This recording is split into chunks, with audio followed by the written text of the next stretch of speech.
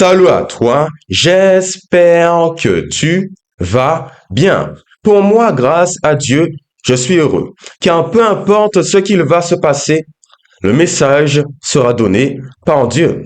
Alors bon, tu sais, au cours de la semaine, j'ai découvert la réalité de notre vie chrétienne par l'intermédiaire de l'apôtre Paul dans le livre d'un Corinthiens et le chapitre 9 que nous allons étudier.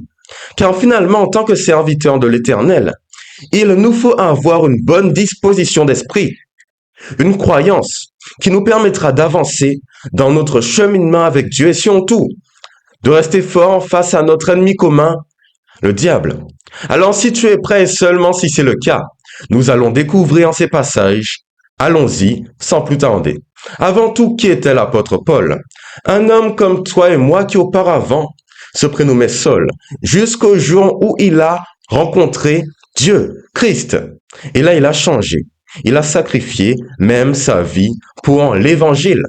Et justement, dans le verset 24, avec ma version, second 21 de la Bible avec les mots d'aujourd'hui, il nous partage sa conception des choses, qui nous permettra d'avancer. Dans le verset 24, allons-y. Une question, puis une affirmation. Il est dit, ne savez-vous pas que les concurrents dans le stade courent tous, mais qu'un seul remporte le prix? Courez de manière à le remporter. Ici, rien de bien compliqué finalement.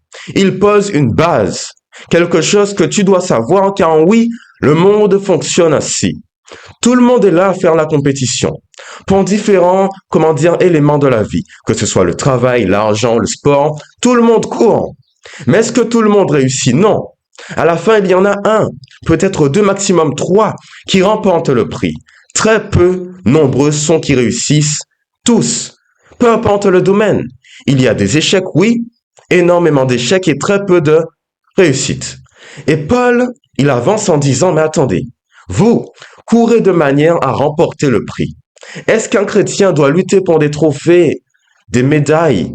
Est-ce que c'est réellement notre vision des choses? Si c'était le cas, cette vidéo n'aurait pas assez de matière comme de profondeur. C'est la première question. Doit-on remporter le prix de la vie, la compétition entre hommes? Et la deuxième, mais pourquoi tout le monde ne remporte pas le prix? C'est la question et nous allons y répondre afin d'avancer pas à pas dans la réflexion du jour. Allons-y. Le verset 25. Tous les athlètes, tous, s'imposent toutes sortes de privations et ils le font pour obtenir une couronne qui va se détruire, corruptible. Mais nous, les chrétiens donc, c'est pour une couronne indestructible que nous nous battons. Alors là, il y a un magnifique contraste. D'un côté, il faut s'imposer des privations pour réussir. C'est ce que font les athlètes dans le sport. Tu veux un beau physique, tu dois bien manger, bien dormir, peu importe, il te faut rester discipliné.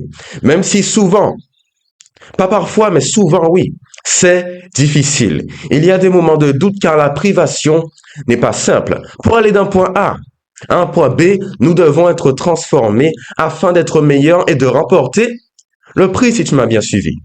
C'est la première chose. Sauf qu'il y a un souci. Les athlètes, ceux qui veulent énormément d'argent, un beau physique, ceci, cela, qu'est-ce qu'ils ont finalement? Ils sont en train d'amasser, de cultiver un bien éphémère, corruptible et non pas incorruptible, éternel. Et c'est là que rentre en jeu la vie chrétienne. Est-ce qu'on est en train de lutter pour quelque chose d'éphémère? Non. Et c'est là que quand Paul nous dit courez de manière à remporter le prix, ce n'est pas les biens de la terre qu'on doit amasser. Non, c'est la réalité. Mais plutôt les choses spirituelles, célestes. Car nous aussi, on doit être disciplinés, s'imposer des privations. Il y a des moments de doute, mais dès que tu fais le choix de suivre le Seigneur, tu vas devoir faire face au chaos. C'est la réalité. Et pour cela, écoute bien, un schéma qui m'est venu en tête. Car la première chose qui, a traversé mon esprit, en lisant cela, c'est un schéma. Écoute bien et regarde aussi. Tu verras des points.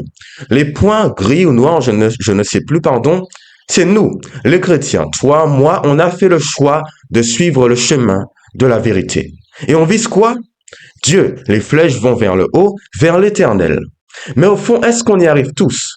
Je ne pense pas. Et c'est là que me vient en tête la parabole du terrain et des semeurs. En tout cas, du semeur et des terrains. Le semeur passe des graines. Il lâche les graines le long du chemin. Ces dernières se font emporter par les oiseaux. D'autres encore poussent dans les pierres. Tout se passe bien, mais quand vient le soleil, elles périssent faute de racines. D'autres encore vont dans les épines, sauf qu'elles finissent par être étouffées par ces dernières, pardon. La réalité, c'est la chose suivante. En tant que chrétien, le mal fera tout ce qu'il peut pour te supprimer.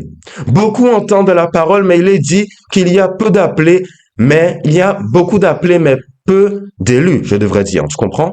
Cela signifie que ce n'est pas parce que tu as rencontré Dieu que tu iras forcément au bout. Car tu le verras encore sur le schéma, le diable agit ainsi. Peu à peu, il veut barrer des concurrents au royaume de Dieu.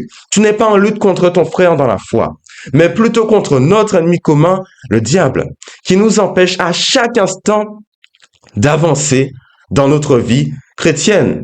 Et qu'est-ce que l'on doit faire? Nous battre, être disciplinés. Tu ne peux pas venir à Dieu, espérer repentir de la même manière. Tu es allé vers l'Éternel de cette façon, mais tu dois être transformé, sinon tu seras tôt ou tard happé, supprimé, étouffé par les épines ou encore, bien entendu, par le mal. Tu dois garder cela en tête, quoi qu'il arrive. La vie chrétienne n'est pas facile. On a un ennemi. Nous devons lutter ce constamment pour ne pas plonger. Ne sois pas fâché contre l'autre. Dis-toi que tu as un objectif, c'est la vie éternelle. Mais qu'à côté, il y a le malin qui fera tout ce qu'il peut pour t'amener vers ta chute. Et Paul l'a bien compris, car il continue au verset suivant en donnant un peu sa façon d'agir pour ne pas tomber dans les pièges du mal et ne pas se retrouver dans le dernier cas du schéma où beaucoup étaient appelés, mais peu finalement ont réussi à toucher le salut éternel. Ou simplement le salut, là, félicité. Qu'est-ce qu'il fait Paul pour réussir? Car oui, je peux dire qu'il a tout vaincu. La mort, le mal, les épreuves, il a gagné. Son mode d'action, lisons cela dès maintenant. Alors, qu'est-ce qu'il dit au verset 26? Moi donc, je cours mais pas comme à l'aventure. Je boxe mais non pas pour battre l'air. Au contraire, je traite durement mon corps et je le discipline de peur d'être moi-même disqualifié après avoir prêché aux autres. Alors, il fait encore une nouvelle fois référence à la vie chrétienne, en tout cas la comparaison entre la vie chrétienne et la compétition. Il parle de disqualification pour le royaume du ciel, car c'est ce que Satan souhaite, te disqualifier. Non pas pour les courses à venir, mais pour toute ta vie. Alors pour éviter de tomber dans ce cas de figure, il fait attention à ce qu'il fait. Il est discipliné. Il boxe, mais pas pour battre l'air. Il ne parle pas comme à l'aventure, tout est structuré, il reste sérieux. Dans le monde comme dans la vie, des choses doivent être faites, des actions doivent être posées pour réussir à aller où on veut. Sauf que nous, en tant que chrétiens, on ne lutte pas pour les biens de ce monde, qui sont éphémères, mais plutôt pour cette réalité éternelle. Et tu dois comprendre cela aujourd'hui. La vérité, c'est que le chemin n'est pas facile, qu'il te faudra te battre jusqu'au bout et que la discipline, la rigueur va t'amener à la réussite. Car pendant longtemps, j'étais un chrétien qui faisait les choses à moitié. Et j'ai pu être disqualifié parfois. Heureusement, l'Éternel te fait grâce et t'amène à changer. Non pas par ta propre force, mais plutôt grâce à lui. Sois dépendant. Ne lâche rien, reste discipliné. Et ainsi, tu ne vas pas te retrouver sans prix, disqualifié, car beaucoup courent, mais très peu remportent le prix. Alors nous allons prier pour qu'on puisse rester ferme. Cette vision des choses, je l'espère, tu vas la garder dans ton esprit afin de ne pas chuter, afin de ne pas, oui, chuter quand le mal va sonner, frapper même à ta porte. Je compte sur toi et pour cela, prions. Seigneur, tu vois toutes choses. Il y a des luttes, des conflits, des combats.